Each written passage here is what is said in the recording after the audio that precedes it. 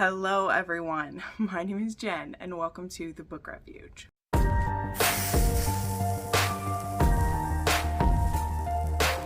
Right, hello my friends. It's been far too long since I've been able to sit down and film. As far as you guys can tell though, there was just a video that went up yesterday, but I filmed that one in advance, of course, and a lot has happened since then. Mainly, my back went out on Tuesday evening, and Wednesday, Thursday, Friday, it's been tough. It's been rough. This is the first day, like, I'm still not better. I'll just be real. But I can at least get up and down with a little less pain. I was going to film sitting on my couch today, just because I was like, my viewers won't care if I don't have books behind me. But I just wanted to start to feel a little more like myself. So that's why I made it down here. We'll see how getting up from here works, but I think I'll be all right. I also took some leave right before I sat down, so hopefully it's kicked in by the time I get up. But we just have so many books to talk about. I couldn't wait a whole nother week because we have all the books from the end of September and now the first week of October. So I believe we have like 15, 16 books to talk about today. So we got to get into it. And honestly, for how like lousy I felt, I really wanted to do this. So those, especially my patrons and friends on Instagram, you guys have been so kind to me, asking what you can do. Honestly, just you guys checking in means so much. There's nothing you can really do when someone's back is out. Just a little other side story and then we'll get into it because, as I said, we have a lot to get through. My dad is actually, well, he actually just left for the weekend, but he's been here this week because he got a job near my home, and so it's having to do with the harvest in the area. Where I live, there are sugar beets that get pulled and corn and all those things. And he got a harvest job with a farmer near where I live. So, I mean, I know not all of you are religious like me, but it was honestly a miracle that the very day that my back went out and I could barely move, my dad moved in with me for part-time.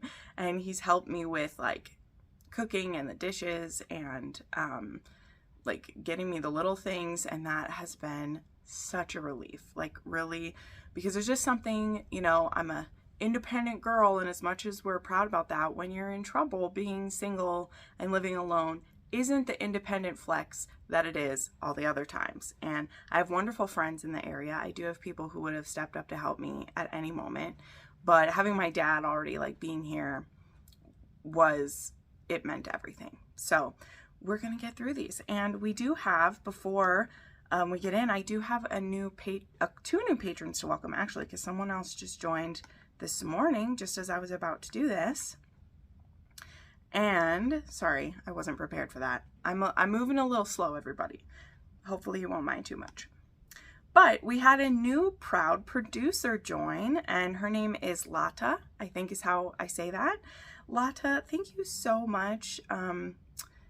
You just brightened my day absolutely when you joined and supported me that way, and it means so much to me. I really appreciate it. Your name will now be in the producer section of my channel and the description, and I hope that you continue to enjoy the content that I make. It's awesome. And then I just had a Katie W join, and that is amazing. So thank you so much, Katie and Lata. I couldn't do this without you guys, and honestly, I know that one thing I will say, I know I am good at thanking my supporters, but a little extra thanks is even more welcome, because you never more know how much you need that support than when something bad happens. Like, this would be costing me so much if I had to go into the office and was having to stay home, or else I would push myself to go back to the office sooner than I should have. So the fact that my work involves sitting on my couch and reading a book has been a blessing this week. So genuinely, I'm not going to cry during this. Not gonna.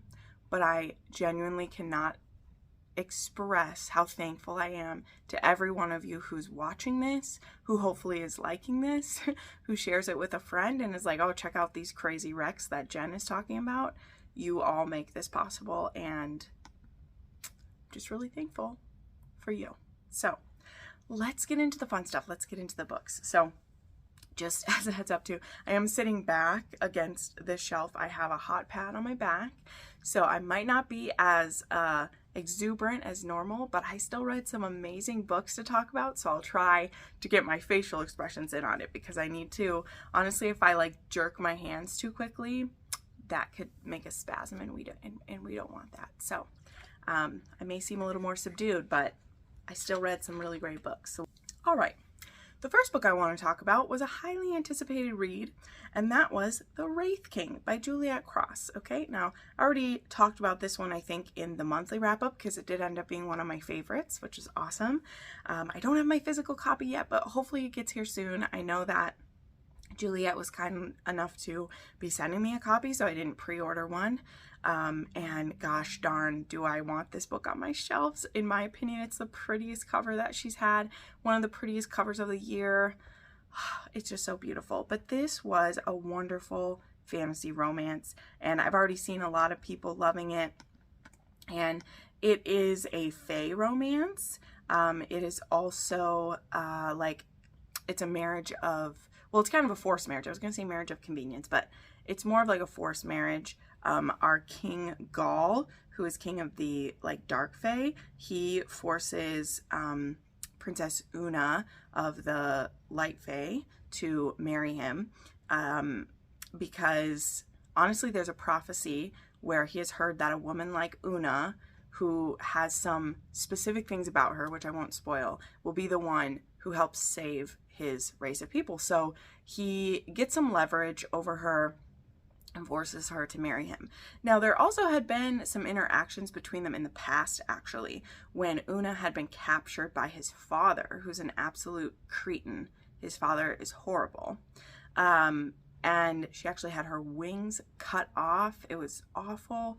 And Gaul actually saved her at that time. So now it's a few years later, and he has usurped his father. And very early on, we see him actually kill his father. And now he knows that he needs to be a good king, and he needs this mate. Now, they don't really have queens of his people, right? But he needs her to be a mate and to give him a child, and that will supposedly help his people. So it's that kind of setup. You know, this is going to be an enemies to lovers situation. There are dragons involved. There's magic involved, of course. And there's also a really beautiful relationship between them. Now, Gaul is very drawn to her right away. He definitely plays it off as a little bit grumpier than he lets her know right away.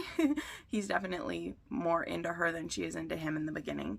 But yeah, there's also a really sexy like mating ritual in this one. If you've read, let's say if by Ruby Dixon you've read like The King's Spinster Bride, and you know the kind of like wedding ceremonies they had to do, there's something kind of like that when they get married. It's super hot.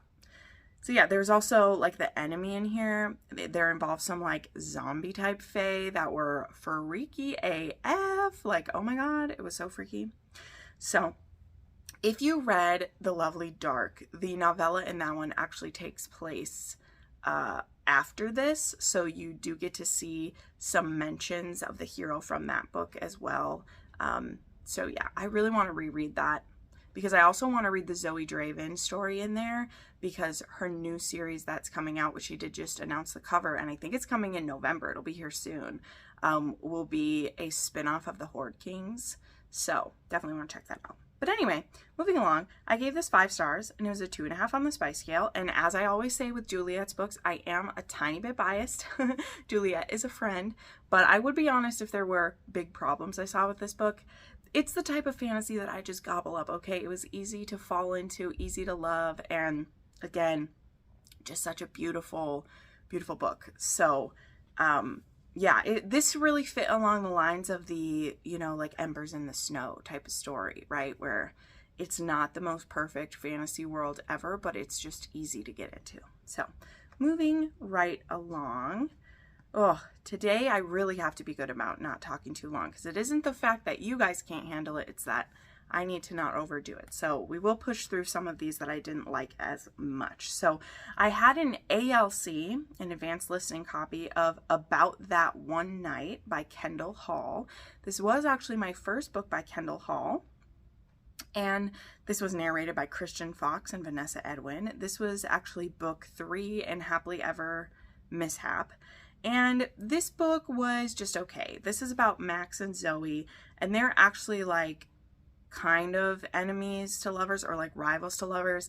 They have a connection through his sister is marrying like one of her friends. And anyway, this one was a pregnancy romance, so it was an accidental pregnancy, but it did that thing where they don't even have the one night stand that leads to the baby until like 50% in, and then she doesn't keep it from him, but like he doesn't find out about it for like another 10%, and then he's convincing her to love him in the last like 20%. Okay, so yeah, although let me retract that.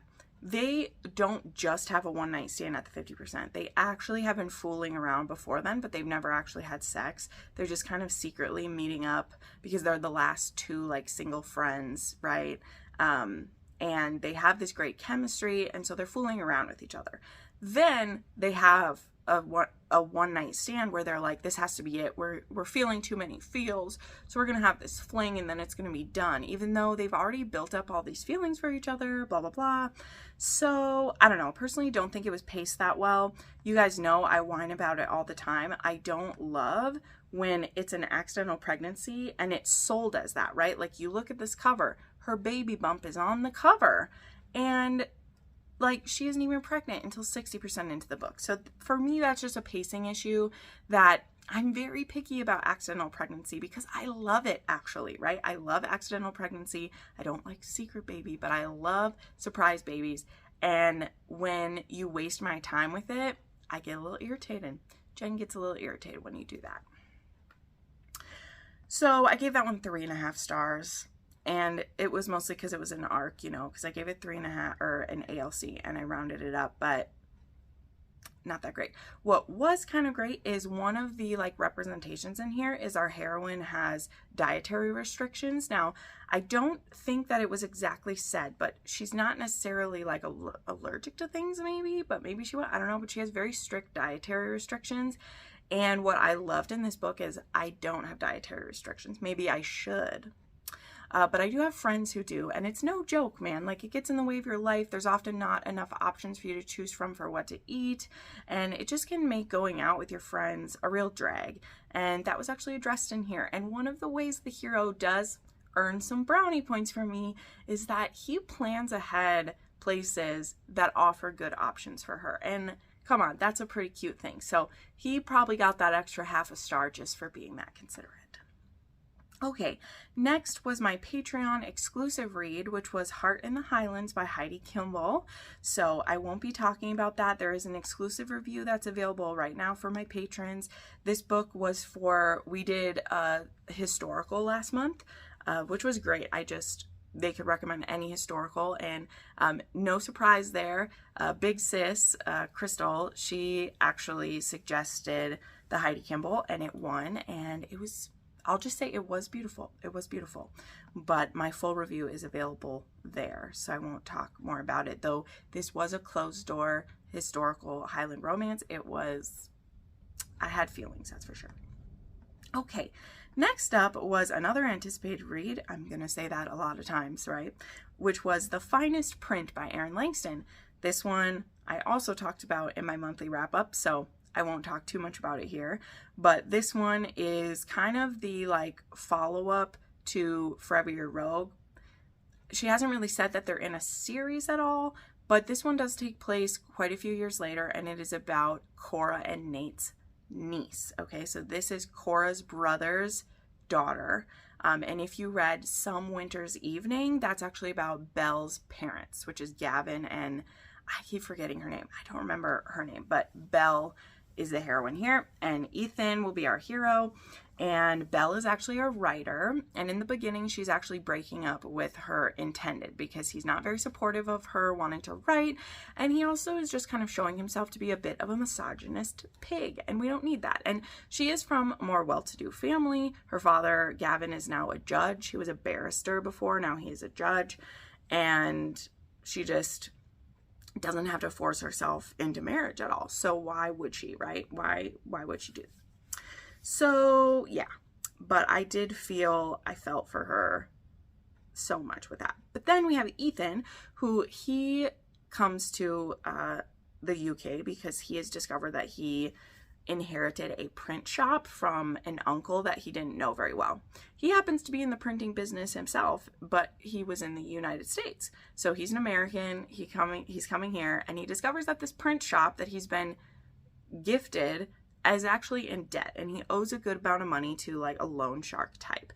Now, I thought this was going to go one way with it. I will say the person he owes the debt to is not this like big villain or anything, right? That's really not what this is about. I thought that's where it was going to go. The guy's just like, you owe me this much money. You have 10 weeks left to pay it. If you don't pay it, I'm possessing the print shop. So it's still a heavy weight hanging over. You know, Ethan gave up a lot of what he had going in America to come and get this, and now he's in debt. And so what ends up happening through some, you know, coincidences and some chance meetings is that he discovers Belle is a writer who hasn't had anything published yet, and he discovers that he needs to make some money quick. Now, printing the news, there is actually a charge that you have to put on if you are selling news. It was called the news tax. So he decides that he wants to print some fiction, but it can't be books because that takes too long. And so they need to make quick money. So they end up doing these things called like penny bloods, which are basically like, you know, quick periodicals. And Belle writes them and he's printing them, and they're trying to make money off of it. So that's their story together. And they fall in love while it happens. And it definitely is a thing where they don't know if it's going to work out. Like, he might end up having to go back to America if this fails. She's considered a spinster, so she's not the greatest prospects. But the way they fall in love is just really beautiful. And there ended up being a lot of aspects of very sacrificial love within this story that I just found so romantic. Like, I love them so much. And yeah, that just made for a really beautiful story for me. Some very swoony moments in here. So this one was 5 stars for me, and it was a 3 on the spice scale. It was pretty spicy for historical. All right. Then there was Tell Me It's Right by Katie Wismer. Now, I have wanted to read a book by Katie Wismer for a while. She is a booktuber. Well, she's an author tuber now. She used to be a booktuber back when I first started BookTube, and she was one of the people that I looked up to. But she's an author now. That's pretty much her full-time job. And she is starting this small town series, which I was very excited about because she does have the Marionette series, which I believe is Vampire Romance. And I do own the first 2 books because I bought them as they came out, and I just haven't got around to them. I'm pretty picky about my Vampire Romance, and I just haven't been in the mood. But now that her series is completed, I really need to get back to it. But anyway, Tell Me It's Right was a small town, brother's best friend, forbidden romance. They also end up working together because she needs a job. She does social media, and she's just gotten out of college, and she ends up working for Liam, who is her brother's best friend. She's actually living with her brother and sister-in-law at the start, and she feels kind of, I don't know, this would very much is that transitional period of your life. Maybe some of us have felt that, where you have this degree, you're ready to work, but there just isn't like an opportunity for you to do that yet. And so you're kind of stuck in your wheels. And so Liam actually owns a tattoo parlor, and she's helping him with his social media and website and everything. And it really takes off. So she definitely doesn't like him in the beginning. So this isn't enemies to lovers, but it was just, they're like enemies to friends pretty quickly because she's had some preconceived notions about him that she kind of needs to let go. And yeah, it was really sweet story. I will say that this was one of those where we keep it a secret for a lot of the time because of the brother. And then the brother didn't really have that big of a problem with it. We got over it pretty quickly. So I was just kind of like, whatever. But I gave this one a 4-star because I did think it was good. It read really easily, and I absolutely will read the next one, which I don't want to spoil who it's about, but I don't believe the next one's going to be new adult anymore. This one really read like new adult. Still had some good steam in it, but it really read new adult. The next one, I'm super intrigued by what that will be. But I gave this one 4 stars. It was a 2 on the spice scale. It does have some trigger warnings for an attempted SA that was like a date situation. Of course, not with the hero. And the heroine has chronic migraines, which the scene where the hero takes care of her, I mean, it spoke to me. It spoke to me really good. All right, then I read Sunday Morning by Julie Ann, and I had no idea what to expect from this one, and I enjoyed it a lot. I really did. So this one is about a girl named Sarah, and she's just graduated high school. Like literally it's the summer between high school and college. And she's currently dating this boy named Matthew, and her father's a preacher. And her family actually lives on land that they rent from Matthew's family. And Matthew's the same age as her. He is like, they are the couple that everyone expects them to be, the high school sweethearts that'll get married and be together forever. And what's kind of funny is that both of them actually know that they don't plan to stay together forever, but they don't want to tell everyone else that. So they end up going from dating to like fake dating within the story. And yeah, they're planning to officially break up when like he goes away to college, and she hasn't really decided what she wants to do yet, but she wants to be a singer. She really wants to be a singer and songwriter, and nobody really encourages that in her except for Isaac, who's actually Matthew's older brother.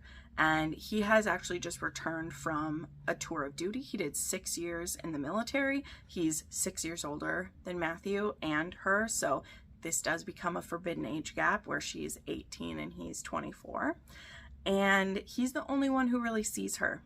And he lets her borrow his guitar. He flirts with her all the time. He's actually a roper in rodeos too, so he's a cowboy as well. Love it. And again, it's an interesting thing because she's not like really cheating on Matthew, but also she kind of is, because even if her and Matthew are like fake dating now, they were dating for many years, and Matthew and everyone would be very like not okay with her dating Isaac. But Isaac, he's so hard to describe because he knows what people will think, but he also knows that like him and Sarah are meant to be. He knows it before she does, and he's very patient with her. Like now he does still flirt and steal some kisses now and then and like push her a little bit, but he doesn't like pressure her, but he does push her to maybe think outside the box type of way. And yeah, as their relationship forms and she realizes that this isn't just him messing around with her, that they really could be happy together and that they have some of the same like dreams too, it could cause a really big rift in her family and Isaac's family, and it could cause a lot of damage. But when you have a dream and you know that it's real, you're willing to do a lot to make it happen. So I was really into this book. The thing that I say in like my review of this though is that this is pretty religious focused. Like Sarah's dad is the preacher.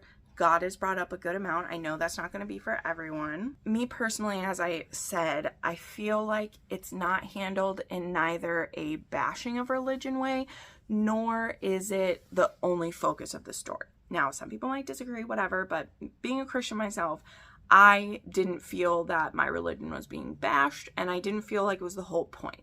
It is part of the story because Sarah and Matthew are both pretty religious. She's been raised that way, but there is a good point in the story where she's questioning things too.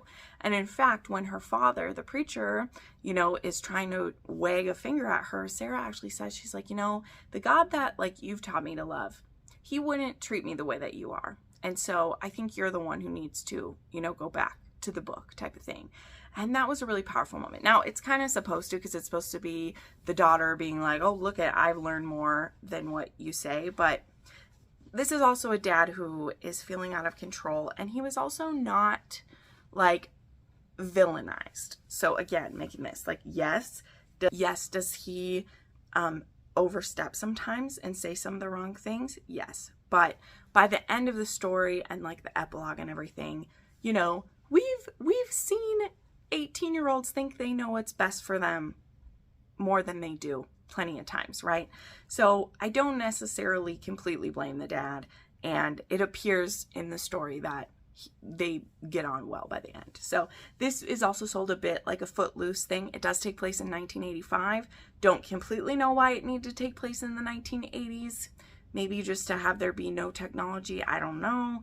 But yeah, I enjoyed this quite a bit. I gave it 4 stars. And there is another book coming, I think the beginning of next year, that's going to be called Apple Tree, or The Apples. And that is going to be about her sister Eden. So yeah, I definitely will read more. So yeah, I gave this 4 stars. It was a 2.5 on the spice scale. Okay, next up was another recent release, which was Blindside Beauty by Lex Martin. I don't have too much to say about this one. It was another just like okay one. This is the last book in her Varsity Dad series. There will be a spin-off series now that's about one of the other players, but it won't be a part of this series. So this one is about Nick and Hazel. Nick is a single dad, of course, the whole series is, but his high school girlfriend is who he had a baby with, and she actually died in a car accident.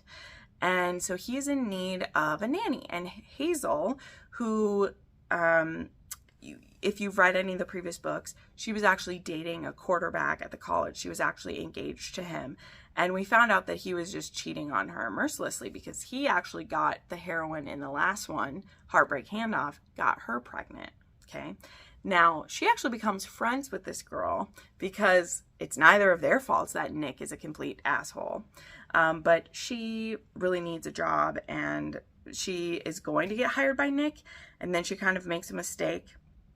And so he doesn't hire her, but then eventually he does hire her. So there's a lot back and forth. But yeah, this one was cute. It was a slow burn with them. Something happens to her house. She does actually live next door to him. Something actually happens to her house. And so then she becomes a live-in nanny for him, which is an interesting choice. But yeah, so it was a Nanny Romance. We love it. We're here for it. And I gave that one 4 stars, and it is a 3 on the spice scale as well.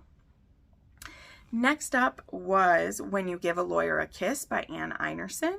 This is the next book from her. Now, this one she didn't say was a part of the series, and I think the reason she didn't do that is because this one isn't one of the family members, but you can tell by the cover that she designed for this that it definitely fits within the world. And this one is about Dawson, who is the lawyer for the family. So that's how it connects. He also owns tattoo parlor, and that's how our heroine first meets him. Is she's actually running away from a bad date, and she jumps into this tattoo parlor, and he lets her hide there, and then they actually share a kiss by the end of the night, and they don't end up sleeping together, but they share this amazing kiss. Now, she is a paralegal who just got hired at a firm, and the guy that she's working for is an absolute dickhead. But when she meets one of the partners, who is the part owner, right? He happens to be Dawson, who also owns the tattoo parlor. So she's actually kissed her superior before. And so this is a pretty short novel. Now, originally Anne meant this to be a novella, but she wrote it a little bit long. And so early on, she took the novella part out of all of her marketing. But it was funny because when I got it, I missed that somehow. I wasn't paying attention. So I was like, oh my gosh, I thought this was a novella. And it wasn't long still. It was only like 250 pages. But yeah, it was kind of funny. So yeah, this is Aspen Grove adjacent, and it has all the Hallmark, absolutely adorable stuff that she puts in those. The hero falls really fast. He ends up kind of like commandeering her from the guy that she's working for to have her working for him, and they fall for each other pretty quickly. And I gave this one 4.5 stars because it was fun and it was a good breath of fresh air. I loved it. Okay, then I read Slapshot Surprise by Melanie Harlow. This is her last book in the Cherry Tree Harbor series, book 5, and this is the book that she wasn't necessarily going to write, but she did because we all wanted it so much. And this is Mabel and Joe Lupo's story, and this was just so sweet. This is an accidental pregnancy. They meet first when they're on an airplane, and there's really, really bad turbulence. And so he like holds her hand through it basically. And they have this great connection with each other. But then they go their separate ways and all that. Well, it turns out that in Cherry Tree Harbor, they are both going to the same wedding. Like, I think she is just going to it. I don't know. But he is actually like in the wedding. Maybe she is and he is. I don't know. Either way, they're both there and they have this one night stand at this. Now, he's a professional hockey player and she is a, I don't remember what. Oh, yeah. She's a like anthropologist or something. I don't know. I know she's worked for like museums and done like digs and stuff because that's what she's doing earlier in the series. But anyway, so they get pregnant and they're going to be co-parents. And of course, they fall in love while they do that. So this was just sugar and spice and everything nice. I mean, Melanie Harlow knows how to work it. I love a surprise baby. I loved all of the nods to the previous books. Also, this is technically like a third generation story on Joe's side because all the way back to Speakeasy from Melanie Harlow is about the Lupos. And then the French series has Lupos in it. And then also Gianni, it gets his love story in Taste, which was also an accidental pregnancy. And then there was Slapshot Surprise. So this was just, it was so good. I loved seeing them fall in love. And I gave this one 4.5 stars and it was a 3 on the spice scale. Then we had the romance line by Lauren Blakely, and I had an ALC of this one. This was narrated by Vanessa Edwin and Teddy Hamilton, and this was wonderful. I was so excited to get this. I love the books in this series so far. There's only been 2, but I really like this. So this is another hockey player, and this is Max. And this one is actually the publicist, Everly, and so they end up having this like flirt off with each other. And the way this book starts is they actually took each other's bags on accident. So he opens his bags and there's a bunch of sexy lingerie in it. And she opens her bag and it has like his shirts and boxers and everything. And so they have to go back and trade. And he actually like keeps a pair of her panties from hers. And the next day he mails her a brand new pair that are like exactly the same thing. And so they begin this like flirty thing back and forth. It needs to be a hidden relationship for a while because you're not supposed to date members of the team. But it was so sweet. I loved it. This one did have like a heavier trigger warning though, because so part of the reason why Everly wears really pretty lingerie is because she was actually in a car accident with her friend and her friend died. And she was actually scarred really badly. And so in an effort to help her love her body more, every day she puts on pretty underwear and she looks in the mirror and she appreciates herself. And that was just really touching too. She also does like pole dancing classes to help her love her body. And she has actually had men be like scared or intimidated by her scars before and felt pity for her before. And that is, of course, something she does not want. And so she's very hesitant to show men her body. So there's some very beautiful things with that. So this was just sweet. This is another one of like the hero is so caring. And, you know, they're not going to fall in love, not going to fall in love. And of course, when they do, it's just so good. So couple other trigger warnings besides the grief and PTSD. There is a loved one who had dementia that I just want to mention. Okay, so then I reread Silent Lies by Neva Altaj. This I needed to annotate for one of my patrons, which was just great. This one is book 8 in the series. I'm getting so excited for the last book in the series. Oh my gosh, I can't wait. But this one was Drago and Sienna, and this one was a arranged marriage. And Drago is, oh man, I forgot what he is. Serbian. I think he's Serbian mafia. And she is from the Italian mafia. And she gets asked by her Dawn to learn Serbian. She's very good with languages and spy on him in their marriage. And so she has this larger than life persona that she puts on. She really is a badass chick, but she puts on this like larger than life persona to like keep him like at bay. But he's immediately obsessed with her. He doesn't want her to sleep in her own bed, even though like they don't consummate their relationship for quite a while into the book, but he just can't like help it. And so there's a super cute scene where she'd been put in a different bedroom and he goes and like grabs her, brings her to his bed, and then he just like hugs her all night like she's a body pillow. And again, they're not having sex yet, but he just wants to be close to her. Also, he has like tonal deafness. Well, maybe that's the wrong word. The author says what he has in here, and I don't want to just like make shit up. Let me see what this is called. It is high frequency hearing loss. Okay, I wasn't off of it.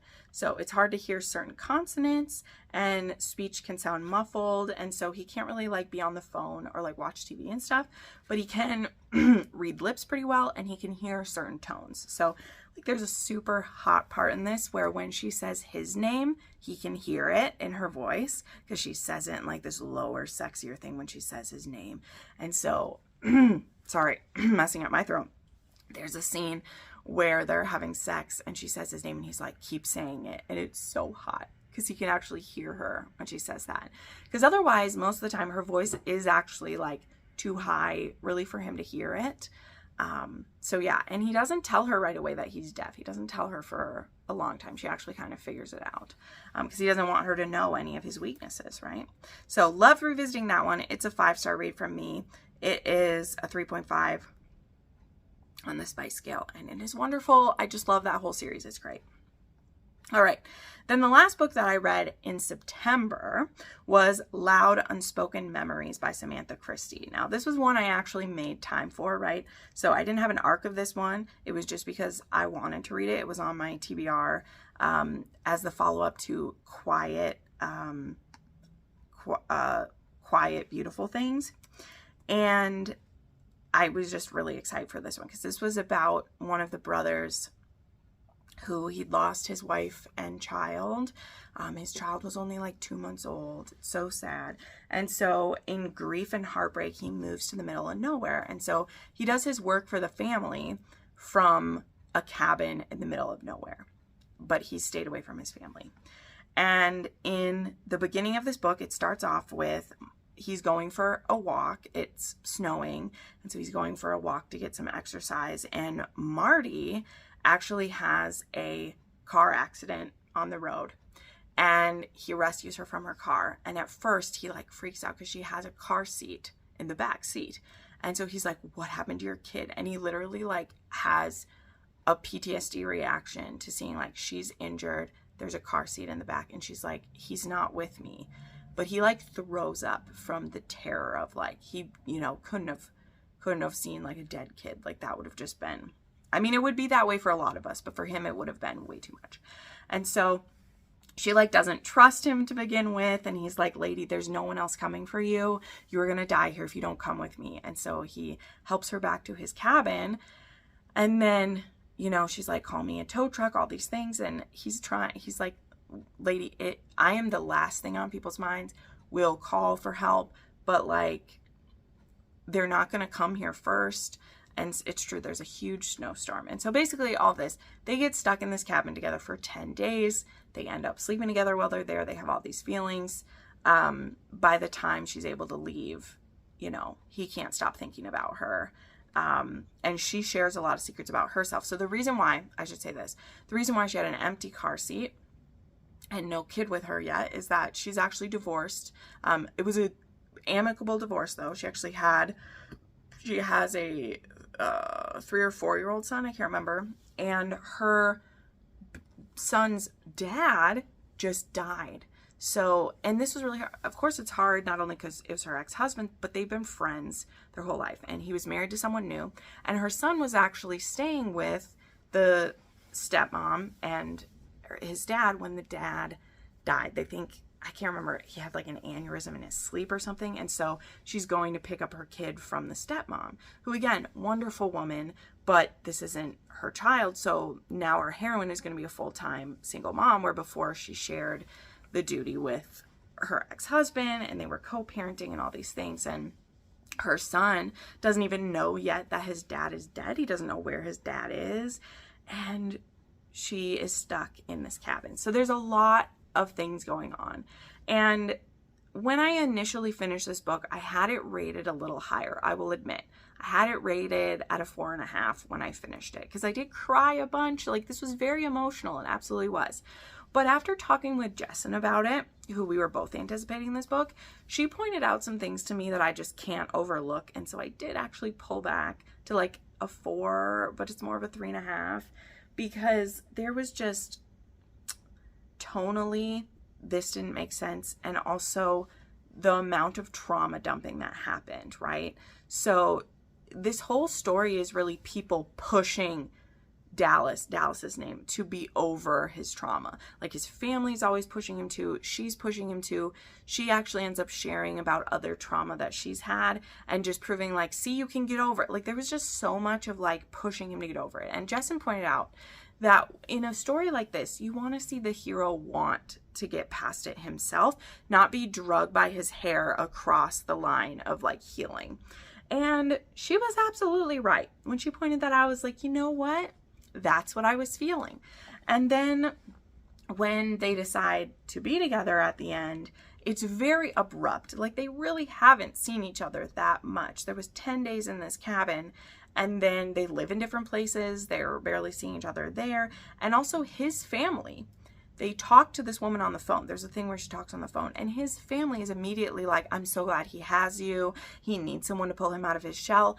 They don't know this woman at all. She could as easily be the psycho from Mercy, and they'd have no idea, okay?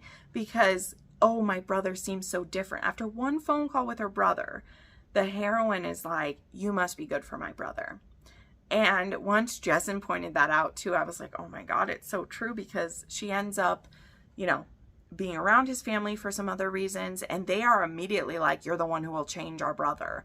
And like, how do you know that? So yeah, I did bump this down to, I didn't want to take it down fully to like a 3 or anything, but I mean, Jessin was real pissed at it, but you know, she's welcome to be feisty. So I gave it a 4, rounded up to a 4, and it's a 3 on the spice scale there.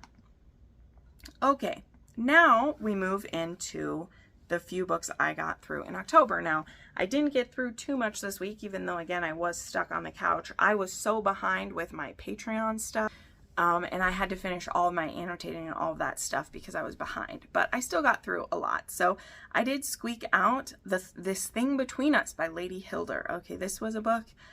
This is a fan fiction, and this is one I had been waiting for it to be finished for months because it's a very long fic. We'll get into it. This is a one that's like the size of Measure of a Man type of thing we're talking. But I had been seeing the teases for this. The author put up like different graphics on her Instagram for each chapter, and so I was looking forward to it. And this finished up, I believe it was done like mid-September or maybe the very end of August, and I wanted to read this really bad. So I actually squeezed this one out in September so that I could include it in the readathon that I participated in, because it was 1,840 pages. So 1,840 pages, right? So yeah, it took a while. But this was a Dramini, of course. And this one was a, you know, Draco used to be a bully. He's an ex-Death Eater. He now works for the Ministry. She works for the Ministry. They're enemies to lovers. They have a one-night stand. And eventually this becomes a BDSM relationship. So they are these always at each other's throat. And one night after, like, they're all out for drinks, and they end up having a tryst in the alleyway. They like fuck each other in the alleyway. And then after that, they just have this crazy passion, and like Draco will show up at her office and they'll fuck. And finally though, he proposes this scenario to her and they actually become like BDSM partners. So that is really dumbing it down. Like I really am. There's so much more to this too.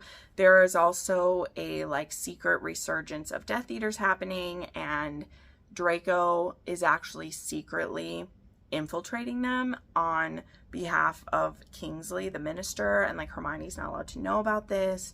So also we have Lucius is currently in Azkaban, but he will hopefully be getting out soon, and like he's actually like, though he, you know, has no like love for Hermione, he realizes that his son marrying one of the heroes of the Wizarding War could be really good for their reputation.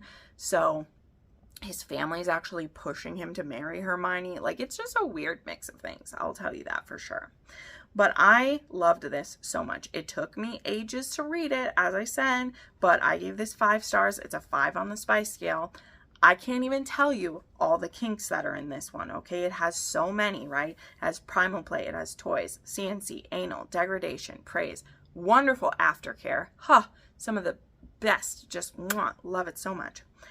Trigger warnings, there's also a lot of those. So because this is a fic, if you go to the page of the fic, which I will have the link down below to it, you can see all of the tags and the trigger warnings there for you. But this was long, it was dark, but it was also really beautiful and romantic. Okay, so 5 stars. Okay, then I had an ALC of On the Wild Side by Kristen Proby. This is book, are we at book 4 already? Yeah, book 4 in the wilds of Montana. This one is Brady and Abby. Now, Brady is a bull rider, and he's the bull rider brother who doesn't let his family watch him bull ride, okay? Because he saw a friend die in the arena, and he never wants his family to do that. He's planning to retire soon, but not quite yet. And he's falling for Abby, who is a single mom, who we discover in the story is actually a woman on the run. She's found her way to this town and what does she do? She's a cleaning lady here. She has a little girl named Daisy, I think is her name, is Daisy. I didn't write it down in here, but she has a little girl. And actually one of the first things we see in this book is Brady is taking Daisy to a father-daughter dance, and they're only even just like friends in the beginning, but she doesn't have anyone to go with. So she actually asked Brady to take her, and he totally agrees to do it, which is so cute. So they go to that together. And then this is actually just like, it's not a slow burn, but it's just a slow, like they're falling in love, and Brady is trying to wait till he's done. Cause he's like, I don't want you to have to love a rodeo man who, you know, could possibly die each time he leaves, but he really wants to be with her. So, and if he finishes out this last season, he's already a 3-time world champion, but he will get a lot of like sponsorships and stuff. And he could basically be retired at 35, whatever he is, for the rest of his life and make money off of that. So that's what he's going to try to do. So this was really sweet. The suspense element at the end of this was a little wackadoodle, like even more so than normal. I was not expecting that, or like why she's on the run. Very strange. But I gave it 4 stars, and it was a 3 on the spice scale. Then there was Falling for Finn by Brooke Montgomery. This is actually a re-release under Brooke Fox. Sorry, I wrote the wrong name on my thing, but Brooke Montgomery is like her cowboy name, and Brooke Fox is what she is like relabeling some of these as. So this is a re-release. This is a small town romance. Our heroine's name is Oakley, and she's actually there to like do some paintings for this like small family like orchard. They're having their like centennial celebration, and so she's doing some artwork for them. And Finn is the the grandson of the owners, and he's supposed to show her around and like help her out with it. And they end up having to share a cabin and even share a bed because there aren't like enough places for them. I don't know, it was weird. And this was also a fake dating, because he gets questioned by like, I think it's his ex-girlfriend, I'm not sure, but he fakes it. And yeah, it's a little romance between them. Nothing over the top special, but it was pretty cute. And I gave it 4 stars, 3 on the spice scale. Then real quickly, I did reread Not So Truly Yours by Julia Wolf. This is book 4 in the Harder They Fall series. This book does not get enough love, okay? Continue the series, everyone. After you've read P.S. You're Intolerable, read Not So Truly Yours. If you look at the amount of ratings there are for each book, this book has like a 1/4 of the other ones. And that's a shame, because Miles and Daisy are adorable, okay? They're adorable. This one is a grumpy sunshine. She's the grump, he's the sunshine. They end up working together for her small business, because his business he has with Saoirse, who's the heroine from book 2. They do a a startup small business, like help businesses get off the ground, and he ends up being her consultant to help her with that. She has a catering business that she wants to do, and they pair together. Now, the thing that leads this to be a fake dating story is that her family is actually undertakers. They own a funeral home, and her working in food, people get weird about it, which is dumb. It's not like she touches the dead bodies or anything like that. And so they fake date to help raise her reputation. But this was super sweet. I love these two so much, and their romance is just so beautiful. So this one's 5 stars. It's a 3 on the spice scale. It does have mild foot fetish. I know, it's weird. Julia likes to put in some fun ones. And it has some cock warming, which, you know, I love so much. All right, then there was Secret Love by Willow Astor. This was an ALC, and it is narrated by Sebastian York and Savannah Peachwood. And I'm so excited I got an ALC of this one again. So I did have an ALC of book 1 as well. But this one was even more fun because next Sunday, the 13th, I will actually be interviewing Willow on my channel. I was reached out to by Valentine PR to see if I would host an interview or live show with her. And so we will be doing that. It will be focused towards audiobooks because that's really what they're trying to promote, is like their audiobook brand right now. But it won't just be focused on that. So we're going to do an author hangout at noon Central Time on Sunday the 13th. And of course, if you can't make it at that time, it will be on my channel. I'm sure they'll share it everywhere. But I'm so excited to do that. I can't wait. But yeah, this was book 2 in the Single Dads playlist, and this one is Henley, who is a bit of an older, I think, what is he? Is he a wide receiver? He's in his 30s, and he's a single dad of 3 daughters. Okay, he has 3 little girls, and he co-parents wonderfully with their mother, and he actually lives close enough to his ex that, like, the daughters spend time with him. And then, like, they always go to sleep at home with their mom, but, like, they see him every day, and it's just really sweet. And this romance is with True, who's actually his oldest daughter's English teacher. And they actually see each other at the supermarket first, have this flirty feeling. Then she is a substitute teacher in the beginning, okay? The regular English teacher is gone. And that English teacher is an absolute bitch, which is why she gets fired really quick into here. But she had actually, that English teacher who's gone had said some really mean things to Henley's daughter. And so Henley shows up at the school and starts chewing out True, not knowing that she is the, like, sub. And he's so embarrassed when he finds out. But she's like, you know what? I don't like men who have whiplash like this. Like, I don't like guys who burst out their, what do they say? Chew people out like this and are nice one moment and mean the next. And that comes from having a father who's like that for sure. But, you know, he's not really like that. He was standing up for his daughter, but she's still very, like, standoffish to him after that. And he's like, damn it, that girl was so cute. She was so nice, but she is 12 years younger than me. So maybe it's not meant to be, right? Because she's 24 and he's 36, right? But they end up running into each other over and over again because she becomes friends with one of the other, like, girlfriends of the tight group, the single dads group. And so now they're seeing each other all the time, and, like, their friends are pushing them together. And so he convinces her to give him a second chance. And it was just so sweet. I love this book. It was so great. I gave it 5 stars. It's a 3 on the Spice scale. I love Sebastian York. I haven't listened to as many narrated by him lately, and I love Sebastian York. He's so good. And yeah, wonderful. And then the last book that I finished was Beacon by Claire Kent. And guys, it was so bittersweet reading this book. If you don't know, you must be new here, which is all right. Beacon is book 8 in the Kindled series by Claire Kent. And the Kindled series is one of my favorite comfort series. It's an apocalypse / dystopian world, but it's so cozy, okay? It's so cozy. And this story has been a long time coming because it is about Mac and Anna. And if you've read any of the other previous books, you've heard their names before. They are warriors and helpers and saviors. They have helped pretty much every couple we've seen in the past. They show up in the nick of time and they help.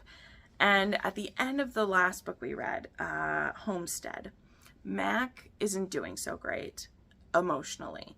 He's having a lot of PTSD for how many people he's had to kill to live.